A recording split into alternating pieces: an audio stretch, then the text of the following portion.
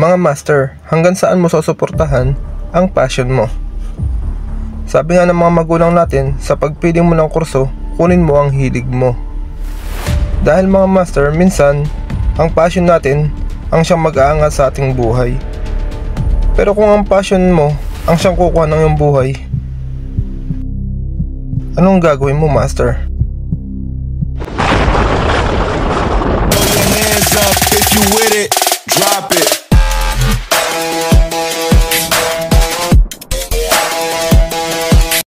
Siya si Wu Yongning, isang Chinese. Pinanganak noong April 10, 1991 sa Changsha, sa China.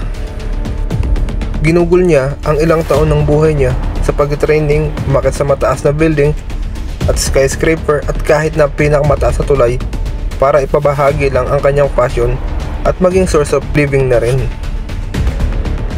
Siya ay nagte-training ng martial arts at nagtatrabaho sa film industry.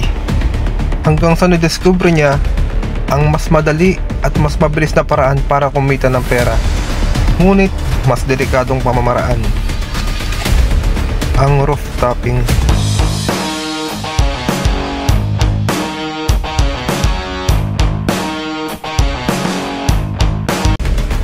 Nagsimula siyang mag-post sa social media ng nakakabilib na stunts at nakuha nito ang loob ng milyon ng tao na nakakapanood ng kanyang video. At siya ay tinawag na kauna-unahang The Chinese Rooftopper o The Chinese Daredevil, na kumikita ng higit na 10,000 dolyar sa higit na 500 niya na videos. Mga master, sa loob ng 500 na videos, 500 times niya na rin nilagay sa peligro ang kanyang buhay. Pero lahat ng yan ay biglang nagbago. Nagbago lahat nang may isang kumpanyang nag-offer sa kanya ng $15,000 kapalit ng pag-akyat ito sa 62-story na building. Sa isang veterano na tulad ni Wu, isipin natin na napakagandang offer nito. At syempre, bilang isang normal na tao, may mga problema din si Wu.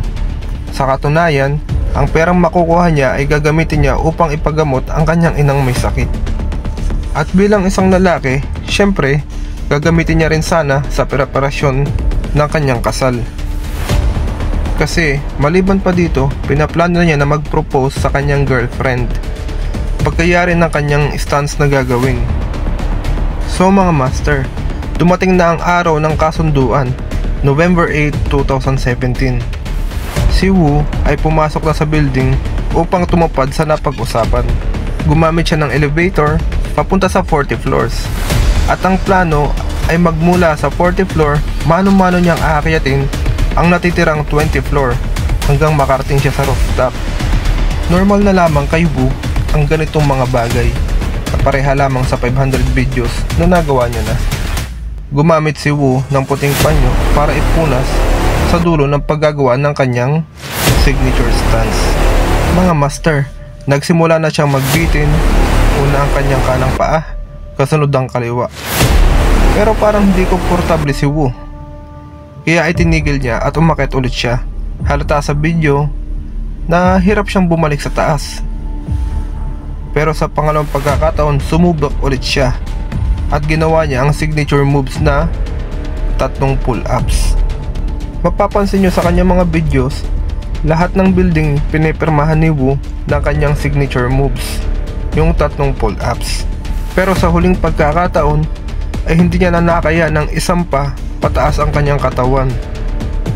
Tumagal lamang si Wu ng 15 seconds na nakabitin bago nangyari ang hindi inaasahan ng lahat.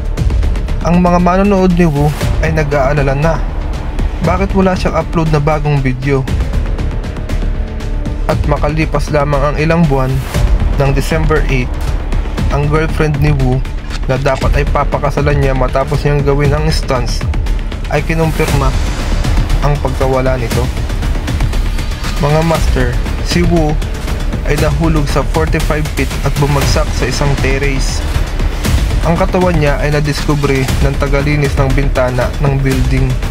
Mga master, kung ano ang passion natin, ang hilig natin, nasa alam natin ay makakatulong sa atin, i-push lang natin.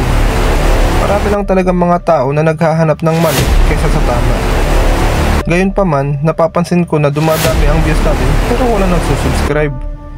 Subscribe lang kayo mga master. Every 3 days nag-upload ako ng mga bagong videos na kapupulutan natin ng aral. At sure akong makakatulong sa atin. Salamat po sa panonood mga master. Magandang araw at pagpalain po kayo. Throw your hands up if you with it. Drop it.